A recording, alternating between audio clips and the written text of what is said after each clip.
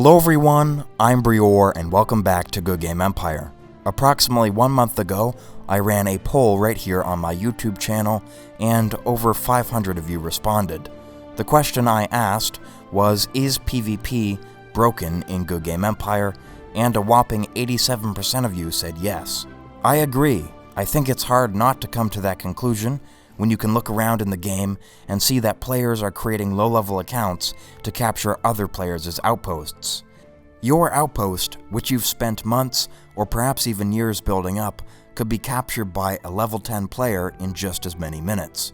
Or I suppose a level 13, because that's the level that you need to be to build an estate. All that player would have to do is use their free relocation to move their castle 2 units away from your outpost. Once there, they could launch a capture attack that would only take maybe 10 minutes.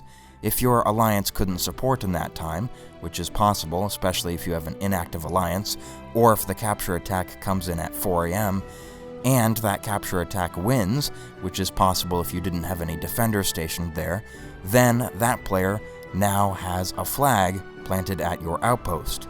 And you may think that you have 24 hours to clear that off, and unless they're using special equipment you do, but if their alliance members support them, which can happen within just a few minutes, then all of a sudden there can be 300,000 defenders at the location. And because Good Game Empire doesn't allow you to send big attacks against low-level players, you'll only be able to knock off a few dozen units at a time, so your outpost is lost, and you're pretty much screwed. I've made a video right here on the channel about what to do in this kind of situation, but the fact is that even if you follow all of the advice that I give you, you can still be vulnerable. Recently on the US1 server, some of the most powerful and experienced players have fallen victim to this kind of attack. Now, you could of course argue that this kind of attack should be allowed in the game. After all, it's one of the only ways that you can actually damage another player, and some people think that in order for PvP to be meaningful, you do need to be able to essentially force other players out of the game. The fact is that if you play PvP by the rulebook, your opponent could simply equip a fire castellan, and then your attacks wouldn't do any damage, even if you were winning. The fact that fire castellans and fire stations together can make players' castles entirely flame retardant is, in my opinion, bad game design. Here's a question that we have to ask ourselves. Are we going to blame the developers for getting things wrong in the first place, or are we going to blame the players for breaking the rules? Because of course, multi-accounting, which is a big problem when it comes to outpost captures, is against the rules. Multi-accounting is also a big problem when players create many accounts to take up spaces on the world map next to property like royal towers, and there too, it's against the rules. But my argument would be that Good Game Empire's game design encourages players to break the rules, and in fact forces them to do so if they want to succeed. As we established at the beginning of today's video, 87% of my audience already thought that PvP was broken in the game. But let's say that you belong to the 13% who answered no, and you've yet to be convinced otherwise. Well, I'll spend the next few minutes today providing you examples of PvP being almost entirely non-functional in the game, and then afterwards we'll propose some solutions. If you want to waste expensive Ruby or event tools on an enemy's wall, you can do that by sending 32-man attacks, with your troops spaced out among the waves and sections. Tool burning is a really annoying strategy, and on many servers it's not tolerated by the players. Good Game Empire doesn't give you any option, as a defender, to specify the size of attack that your defenders will choose to use tools against. In just the past few months, Good Game Studios has added higher level build items to further increase your food production and food storage. They've also added the Relic Greenhouse, which increases both food production and food storage. Furthermore, they've added private resource villages, which can give you more food production than before, and with more and more players taking advantage of the Fusion Forge, decorations are getting better, which means public order is going up, and you guessed it, food production is growing. The result is that now players are producing upwards of 40 to 50,000 units of food per hour in some of their better castles, which means they can support tens of thousands of troops, including all of those could be defenders. If a player has that many defenders, but attackers are still limited to sending around 3,000 troops, then there will be no way for attackers to win or even get a good ratio on the battle report. When you consider that the food production of all 65 members of your alliance is growing, then you'll understand that there will be more and more defenders in the game, and PvP will get harder and harder. It was already a problem years ago that defenders could have more troops than attackers. Here's another thing to consider. Good Game Studios recently added the Shapeshifter Castellan, the most powerful in the game by far, to the game. That Castellan comes with over 100% extra courtyard combat strength, and it's a Castellan.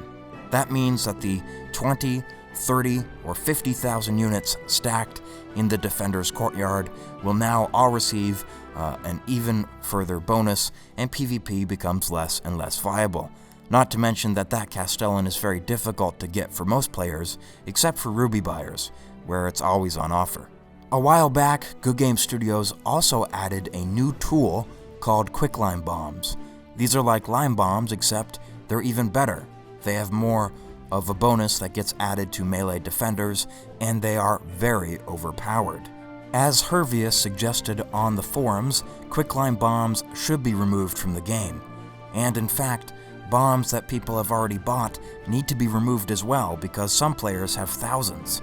Of course, those players deserve to be compensated in some way, but these tools need to be pulled out.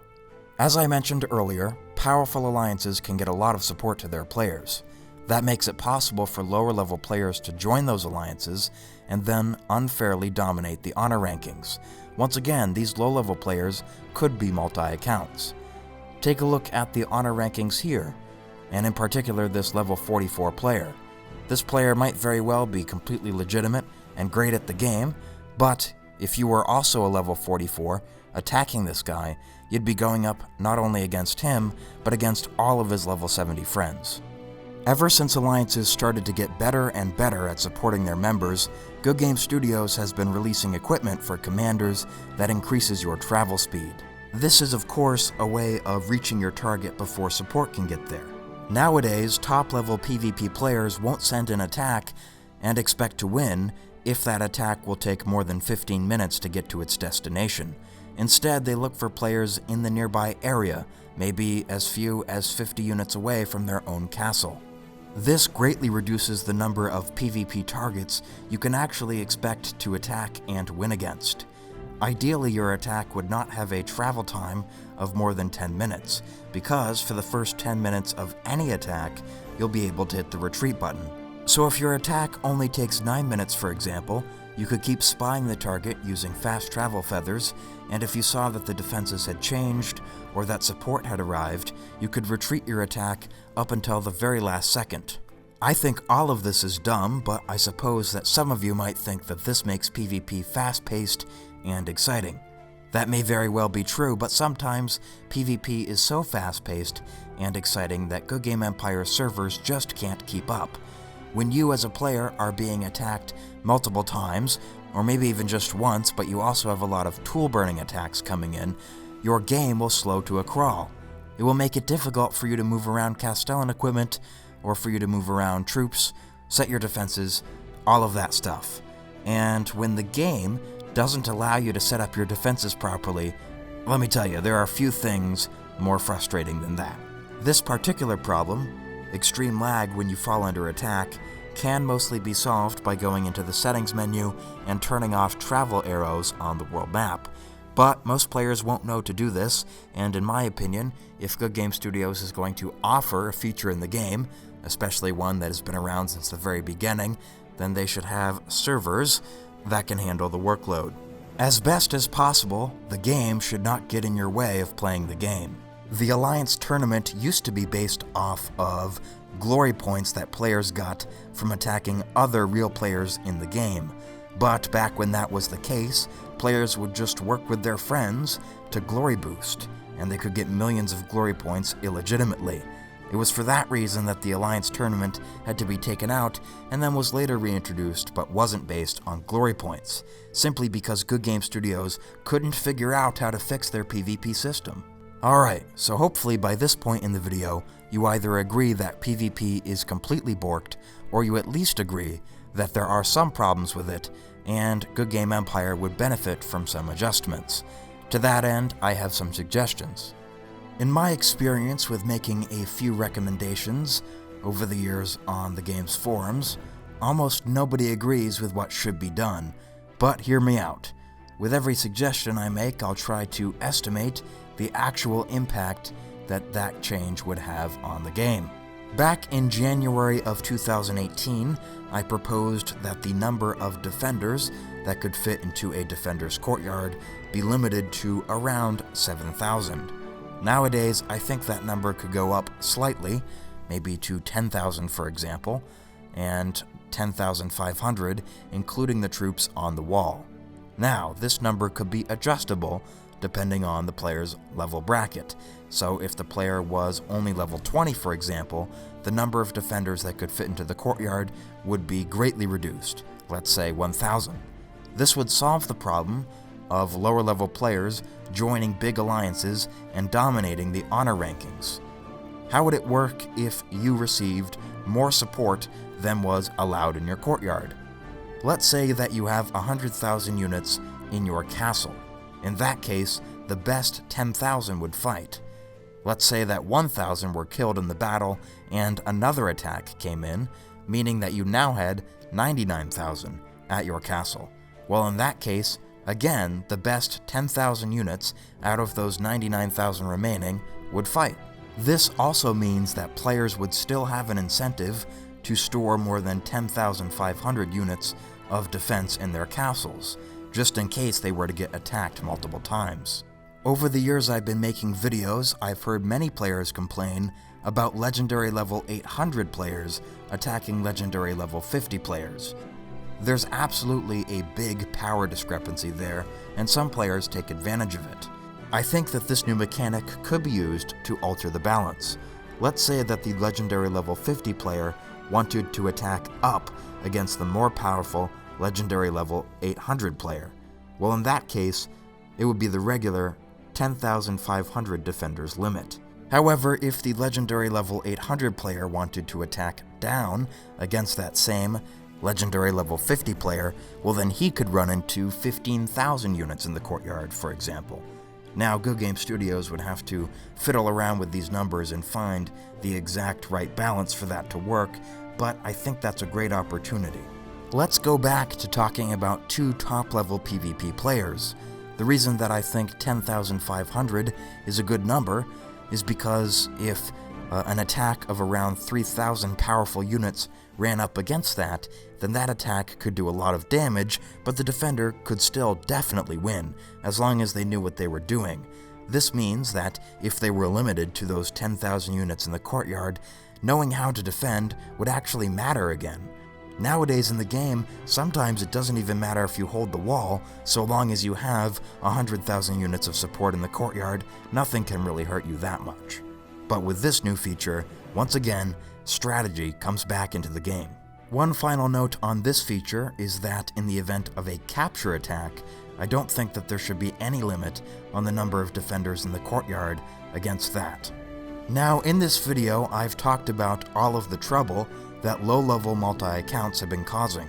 Here are some ideas that we could use to fix that. First, let's talk about what is, in my opinion, the biggest issue: outpost captures. If a low-level account is trying to capture an outpost from a level 70 player, then make it so that that level 70 player can send full hits. That is a very easy, simple, basic fix. That should already be in the game. Better yet, make it so that these low-level accounts can't even try to capture outposts from level 70 players. One common theme regarding all of the problems that we talked about low-level multi-accounts being involved in is that those accounts are able to quickly move across the world map. It only takes 10 minutes for your first relocation, and your first relocation is free. I really don't want to take away the free relocations from legitimate new players who might just want to move next to their friend in the game. But the reality here is that high-level players are creating 9 different accounts and totally abusing this feature, so something has to be done. Either make it a little bit more expensive or prevent accounts from relocating within the first week of their existence. Right now in the game you can relocate your castle as soon as level 6. I propose pushing that back to something like level 20. We talked earlier in this video about how food production has really gone up with all of the recent additions Good Game Studios has made to the game. If you weren't on board with my proposal to limit the number of defenders in the courtyard earlier, then maybe you'll like this one instead. Most defenders right now only consume 4 units of food per hour. Let's increase this to 8 or even to 12. That way, players that have more food production would still be able to hold more units, but the overall amount of units for everybody would be greatly reduced. And now it would be more beneficial for players to store fewer defenders, but more attackers, assuming we leave the food consumption of attackers untouched. I've already heard that on many servers, just 1 or 2 alliances hold almost all of the properties, including all of the royal towers. By making defenders more hungry, then we would make it harder for just a few alliances to hold these kinds of monopolies. I'm not sure what repercussions this would have for things like capturing metropolises and capitals. It would probably make it even harder, and it's already nearly impossible. Honestly, I think the whole system is broken anyways, and that will need to be reworked separately. One of the more difficult problems to fix is that of the fire castellans. Good Game Studios has already allowed players to collect equipment in the game and make these fire castellans, so it can't really take them out. Well, of course they did that back in the day with gems, but people got really angry. And rightfully so. Many players worked hard to collect those gems, or even spent money, and the same could be said for fire castellans. So what's the solution here? I'm not quite sure. Maybe introduce a new way that attackers can actually damage defenders, one that wouldn't be covered by equipment. I think there's an argument to be made that Good Game Empire is fun, not despite its malfunction, but because of it. Although outpost captures are stressful, and personally I don't think that they should be part of the game, they are another way of attacking somebody, and if an outpost capture does land, it can still be cleared so long as it's done quickly. And all of that is something that strong players with a lot of expertise learn, and it just becomes part of the game. The way that royal towers get captured is also pretty dysfunctional, but it can be fun. For an example of that, check out this post from the forums. Let me walk you through what happened. This string of reports shows a royal tower being captured and then held. The royal tower was originally held by Negan, but came under attack by Marentz. When Negan saw the attack coming, she actually pulled all of her troops out of the royal tower so that Marentz would capture it from the robber barons. Then Negan sent a quick attack aiming to snipe out Marentz's attackers, who were now in the royal tower. That's how it goes a lot of the times, but this time it didn't work because Marentz had been attacking using veteran swordsmen, which can also defend. So Negan's snipe did take out a lot of the troops at the location, but not all of them, and so Marentz was holding the king's tower. By this time, a minute or so had passed since Marentz took control over the royal tower, and so the MISC was sending support to that location. Negan tried again and failed to snipe out the defenders, and then support started to arrive. Negan started to send real attacks, full attacks with tools and good commanders, and she killed a lot of defenders, but support kept coming, and eventually she ran out of attackers. And then she visited the payment shop and sent many, many more attacks, but by this point it was too late.